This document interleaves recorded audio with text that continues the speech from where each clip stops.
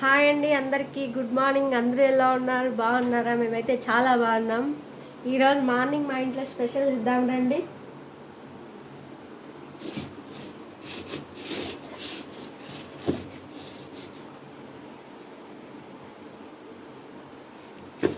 ఇడ్లీ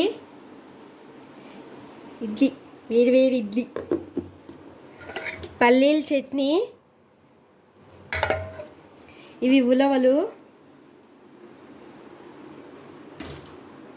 అది ఉలవల రసం. స్మెల్ అయితే చాలా బాగుంది. ఇంకా అయితే తినలేదు ఎవరు, మీకే చూపిస్తున్నాను ఫస్ట్. ఇది వైట్ రైస్, ఇది పప్పు, వంకాయల పప్పు.